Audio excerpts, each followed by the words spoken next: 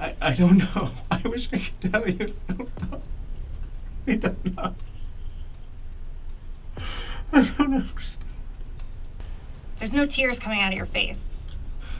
I'm very dry right now. You're dry? I'm very dry. I'm parched. I'm dehydrated. You can probably see my eyes are bloodshot red because I'm just tired and drained. I don't know what's going on. You want me to drink water so I can tear? Like, what the fuck is wrong with you? I don't want you to tear. A suspect breaks down in front of detectives, but something doesn't add up. The case they're asking about happened 23 years ago. A murder most people had long forgotten. Today, you will see the full interrogation that helped reopen one of Maryland's coldest cases.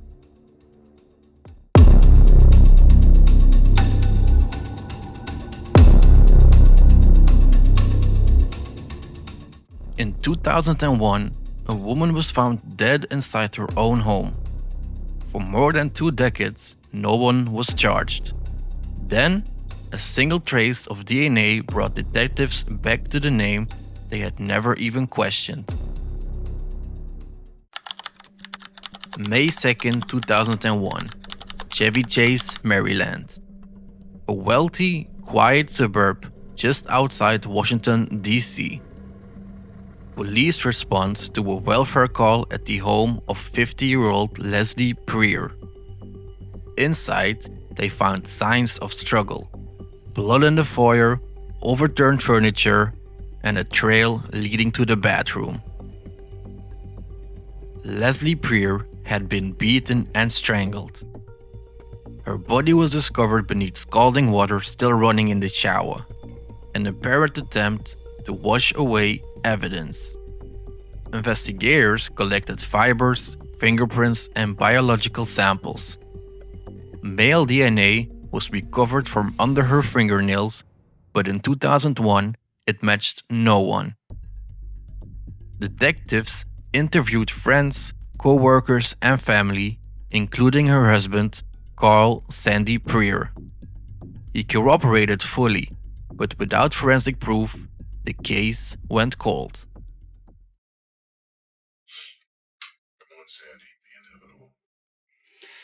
Let me say this. I'll stay here all night with you guys and listen to you talk. But I repeat, I'm not saying anything unless my lawyer's here. For 23 years, the evidence sat sealed in storage. Leads dried up, witnesses aged. In 2022, detectives reopened the file using forensic genetic genealogy, a new technique that matches DNA through public ancestry databases. Analysts spent months building family trees from a single sample, until one branch led to Washington, D.C. The name they found was Eugene Theodore Gligor, a man who had dated the victim's daughter years before. Detectives began quiet surveillance. They retrieved a discarded water bottle, and when the DNA came back, it was a match. On June 18, 2024, U.S. Marshals and Montgomery County Police moved in. After 2 decades of questions, the case finally had a suspect. He was arrested without incident and brought to headquarters for questioning. That evening, in interview room 3, detectives prepared to confront him with the DNA that tied him to the scene. Cameras were rolling. You were about to watch the interrogation as it unfolded, with only brief context where needed. Hi, Eugene. Hello. So I'll be going back on water, right? Okay. I And I'll be able to, If we see when you, yeah. need a break or something, we can let you know. Okay. Thank you. I am Detective Graston. This is Detective DuPoy. Hi there. I'm from Montgomery County. Okay. I'm sure you're wondering what this is all I about. would really like to know. Yeah. This has been really hard, whatever's Sure. happening. Well, we're gonna get through all of that with you. We just have to do some paperwork real quick. Yep. Before we can talk to you about anything, we have to read you your rights.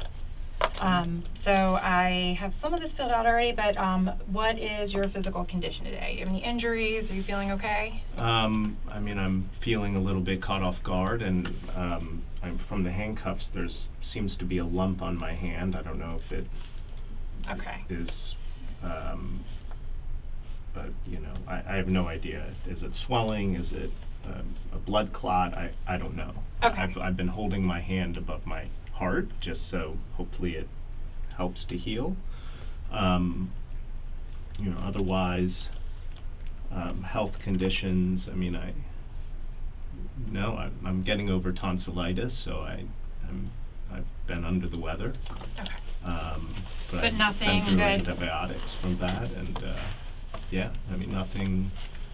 All right. Nothing that's clouding your mental judgment or anything like that, though. Anything else? No. Okay. And are you sober right now? Yeah, I'm yeah, 100% sober. I've Okay. These are been just sober questions for years. we ask everybody. Yeah, these Go are ahead. just the form questions. Mhm. What is your highest education level completed? High school. Do you speak any other languages? Not fluent. Okay, so English is, you're comfortable? Okay. Mhm. All right, I'm going to read this to you. If you want me to stop or repeat anything, just interrupt me, okay? You have the right now and at any time to remain silent. Anything you say may be used against you. You have the right to a lawyer before and during any questioning. If you cannot afford a lawyer, one will be appointed for you. You have the right to be taken promptly before a district court commissioner who is a judicial officer not connected with the police. A commissioner will inform you of each offense you are charged with and the penalties for each offense, provide you with a written copy of the charges against you, advise you of your right to counsel, make a pre-trial custody determination, and advise you whether you have a right to a preliminary hearing before a judge at a later time. Do you understand what I've just said? Mhm. Okay. All right, so I'm going to let you look over this again. I just need you to initial each of those lines and sign right there. And that's only saying that we read this to you and that you understand. Detectives begin with small talk, ask about where he lived and who he knew. So now that that's out of the way, we are from Montgomery County. We actually work in the cold case unit. We investigate crimes that have been unsolved for quite a period of time. We investigate homicides and rapes. So we were working on a case that came from Chevy Chase. And when we were going through the case file, your name was in there as someone that was related to the family, whether we have a big list of people, but friends, family, something like that. So do you recall back in 2001, Leslie Preer? Yes, that she was murdered. Yeah. Yes. Okay. So that's the case that we are investigating. So you went to BCC with her daughter at the time? Correct. Is that correct? Okay. And what was your relationship with Lauren, the daughter? We had dated. Okay. And when did you guys date? Do you remember years? Exact dates, I'm not entirely sure. Were you in high school or was it after high school? Yeah, it was high school. Yeah, I'm not exactly sure. Maybe like 1994 to 1997 or something around there. Okay. And from your dates of birth, I can see you're a little bit younger than Lauren. So was she already graduated from high school, or were you guys both still in high school when you guys were dating? We were both in high school. She had finished high school, and I believe we had dated for a few months while she was in college, but that was it. Okay. So back then, when you guys were dating, where did you live?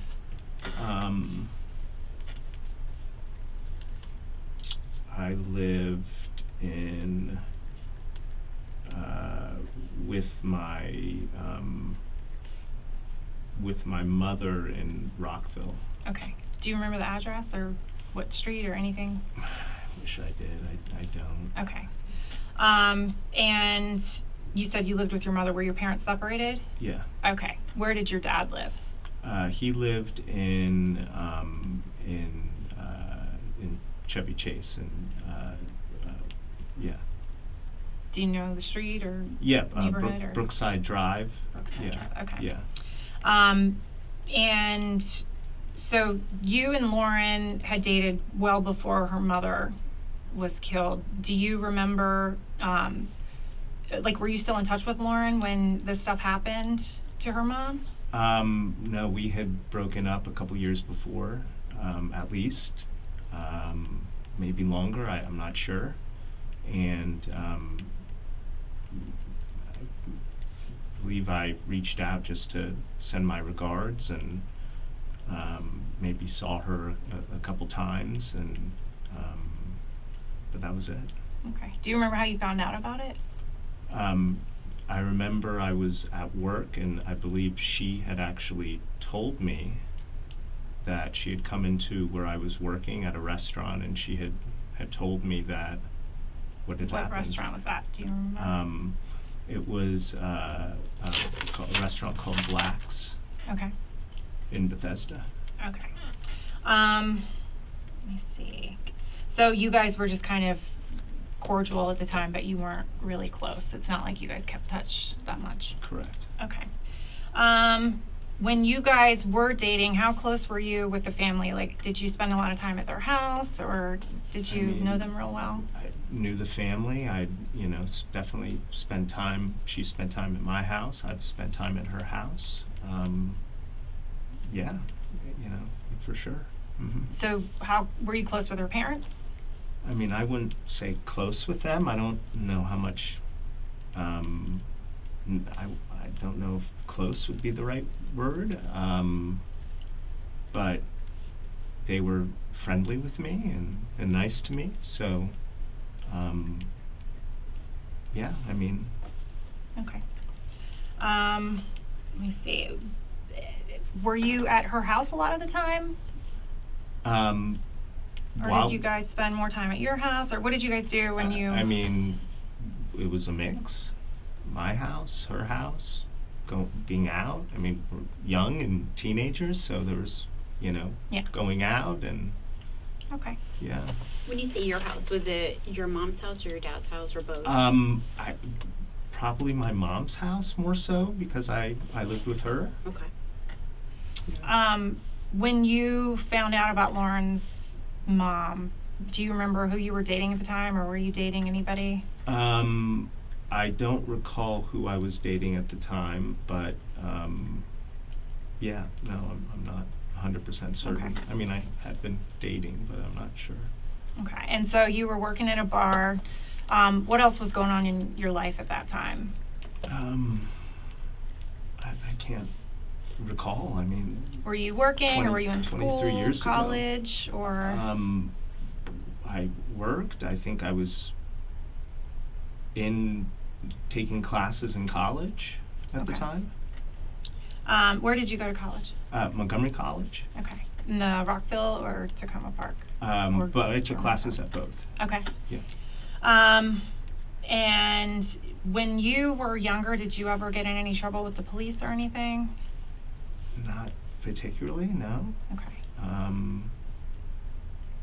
Yeah, not that I can recall. Okay. How well did you know Lauren's mom? Like, was there ever any kind of a weird relationship between you two after Lauren? No. Okay. I mean, I wasn't in touch, so I don't... Okay. So you were never, like, dating Lauren's mom or anything like that, behind the scenes?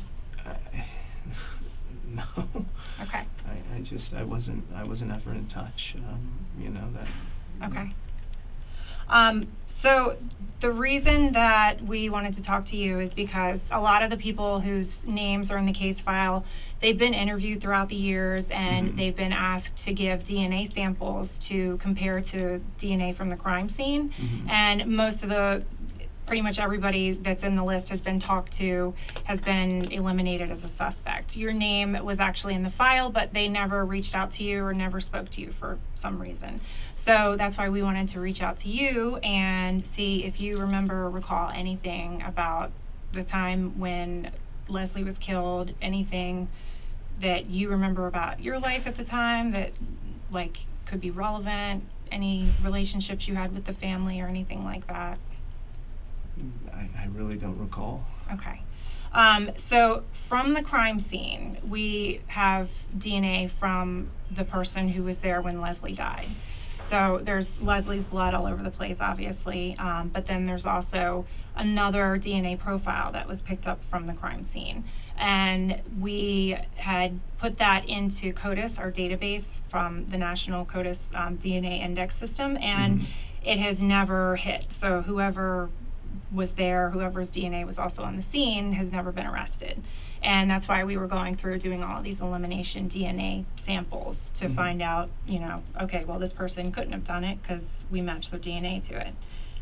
So we realized that they never talked to you, never did anything, and we wanted to find out more about you and if there was any kind of situation where you could have been at the house at that time. I'm a little confused. So to find out more and talk to me, why not just call me and ask me to come in and talk to me versus have marshals come and arrest me and bring me in? I'm just confused as to why that's the case. Well, because we needed to talk to you in a controlled environment, and because there's a little bit more to it than what we've told you so far. Could you tell me? Well, we're getting there. I'm trying to give you an opportunity to be a little bit forthcoming before we... I mean, I feel a little bit trapped here, like... Well, you're under arrest, so you should feel trapped. Right, and so I think, you know, I mean, probably asking for a lawyer is my best course of action at this point. Okay. Instead of doing any more discussing or talking about it, it just doesn't seem... I don't understand, so I'd like to have somebody... Well, that's why we're trying to talk to you about it. I know, But we can't... and there's two of you and one of me, so Sure. I feel a little outnumbered, and I probably would need some type of representation if I am under arrest, as you said, which I am. Yeah. Okay. And so I think that having a lawyer would be the best for me in my interest at this point. That's totally fine. And He asks for a lawyer. The conversation continues. When detectives mention DNA found under the victim's fingernails, he freezes. we don't have to ask you any more questions, but we are going to just tell you some stuff. Okay. Okay? So from the crime scene, the DNA that was taken, we actually have a sample of your DNA, and it was compared to the crime scene DNA, and it matched. So we know that you were there at the time when Leslie died. But I never gave a sample of DNA. That's correct. We obtained a sample from a discarded water bottle that you drank out of. So you were followed, and we collected it after you discarded it into the trash, and it was swabbed and it was compared. So your DNA matches the crime scene DNA. I don't know what to say. I have no recollection. I have no memory. I don't know what to say. Okay, well, that's why we wanted to talk to you, to find out if there's any other explanation. But we can't ask you any more questions if you want a lawyer present. Yeah, I think I should have a lawyer present. I don't know what to do or say. It doesn't make sense to me, so I don't know. I don't know what to do. Do you have a lawyer that you... No. Okay. I don't have to call. I don't know. I probably would call my girlfriend and ask her to help find somebody. I don't know. You know, we wanted to try to see if there was another angle or another side to this story, and I mean, you know, we know why that... would my DNA be there? That's what we're trying to figure out. So, I don't know. I don't know, you know? I mean, I was in the house, but it was years before, Correct. you know, when I dated her. Correct. I don't know. I wish I could tell you. I don't know. I don't know. I don't understand.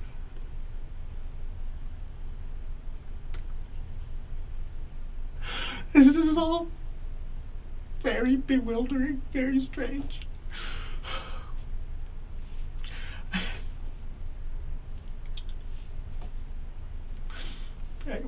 Is there more that you're gonna tell me? Is there more? I mean, we've told you plenty. We can't continue to ask you questions. If you want to keep talking, we can. But if you want to stop, you have to let us know for sure. Yeah. We can tell you more about, what we think happened. I mean, what you think happened? I don't know. I can't verify. I don't know. I don't recall. I don't have any memory. I didn't do anything that you're talking about, so I don't know. And I don't feel like I can.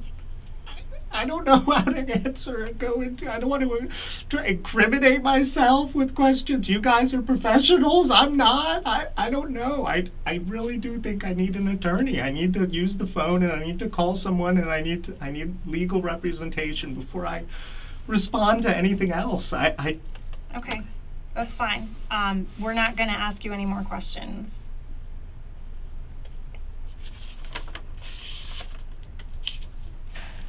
There's no tears coming out of your face. I'm very dry right now. You're dry? I'm very dry. I'm parched. I'm dehydrated. You can probably see my eyes are bloodshot red because I'm just tired and drained. I don't know what's going on. You want me to drink water so I can tear? Like, what the fuck is wrong with you? I don't want you to tear. I just don't want you to... What are you trying to say? I'm just trying to say that this seems a little put on. Are you kidding me? Are you fucking kidding me? No. Oh my God, you're so full of it. You're after.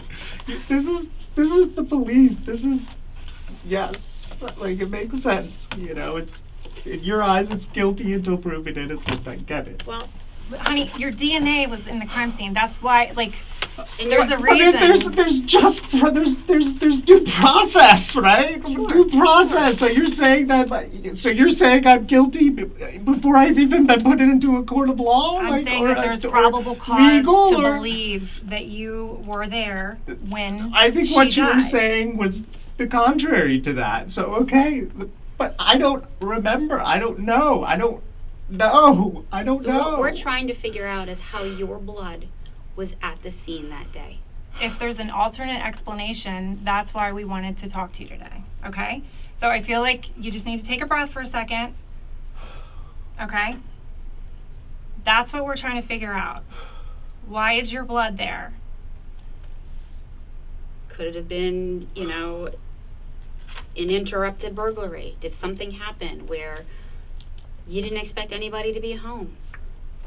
I have no idea. I don't remember. I don't recall.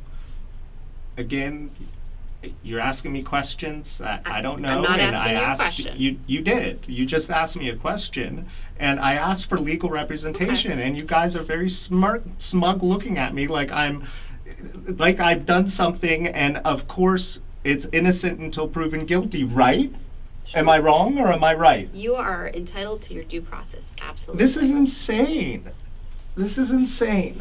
I really don't know what else to say other than please allow me to, you read it to me, right? That yep. I am allowed legal representation. Absolutely. This would be the best thing for me to do right now. I don't not going to ask you any more questions. Nope.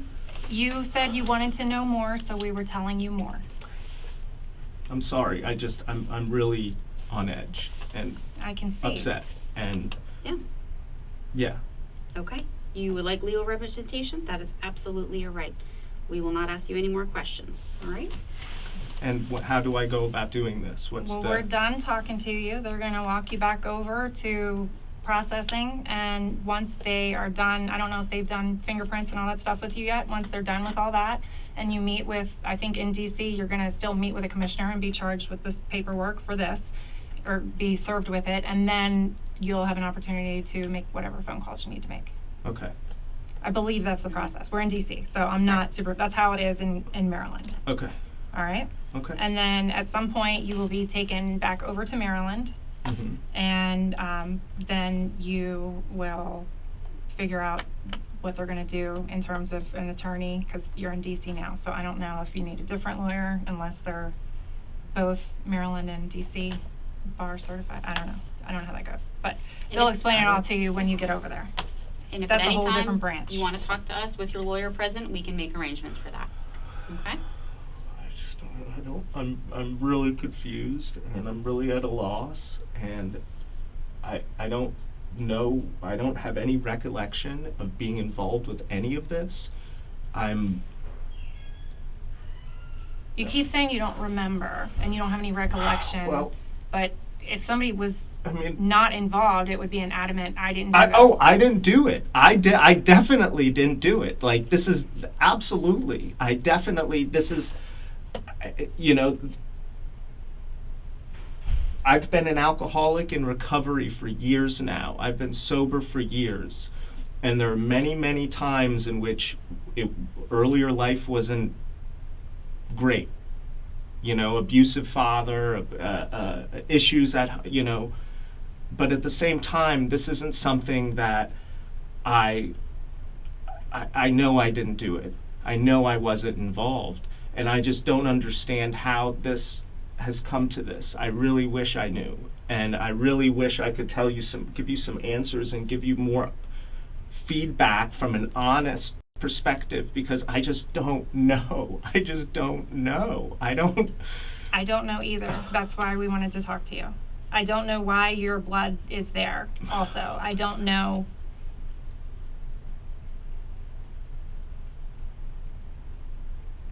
Wow. The only person that knows is Leslie, and she can't tell us. Wow.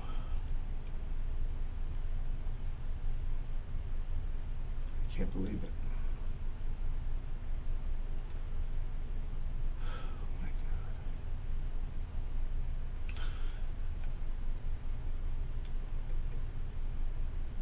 Do I get to make phone call? Yeah, we're all done. Do you have any other questions for us? I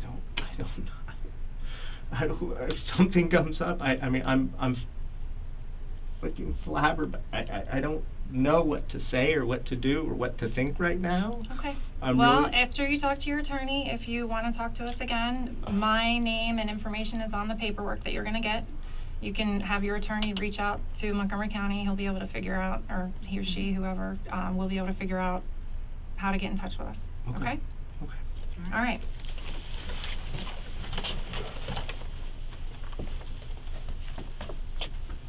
After hours of questioning, Gliger never confessed.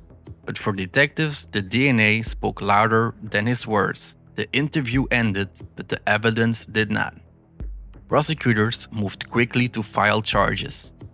For the first time in 23 years, the file was no longer marked unsolved. For Leslie Preer's family, justice came too late for some. Her husband, Sandy Preer, died in 2017, never knowing the truth. An innocent man lived the remainder of his life under the specter of having taken the life of his wife, and he did not. Her daughter, Lauren, spent years calling detectives and pressing for updates. She once said her father died of a broken heart. In 2024, when police finally called to say they had made an arrest, she called it the end of a nightmare. In May 2025, Eugene Gliger pleaded guilty to second-degree murder. In court, prosecutors outlined a violent attack. Leslie Preer was beaten and strangled. Scalding water used to obscure DNA. Judgment day for a man who killed the mother. On August 28, 2025, he was sentenced to 22 years in prison, followed by supervised probation. The sentencing guidelines called for between 10 and 18 years in prison for this second-degree murder plea deal. But Judge David Lease called the facts of this case so disturbing, Eugene Gliger will spend the next 22 years in prison. Arrested in June of last year for a murder he committed in 2001, Eugene Gligor today told a packed Montgomery County courtroom he has remorse and regret, is disappointed with himself for hiding it for so long. Montgomery County State's Attorney John McCarthy. For 23 years, he stood silent. There is cruelty in that. This was a vicious crime. The death in this case, this was a slow death with multiple instrumentalities. It was overkill. Gligor could have still be talking, and it wouldn't have done anything for me. I thought his words were empty, impossible to believe. Gligor claimed he couldn't remember what happened that night. The judge called the crime cruel and senseless.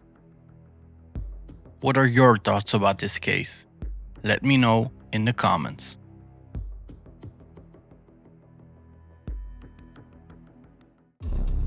Thank you for watching this case on Crime Tales TV. On this channel, we bring you real stories through bodycam footage, 911 calls, and courtroom moments. Subscribe if you want to follow more true crime cases, and let us know your thoughts in the comments below. See you in the next video. And if you made it all the way to the end screen, make sure to check out one of these videos on your screen. YouTube thinks you will love them.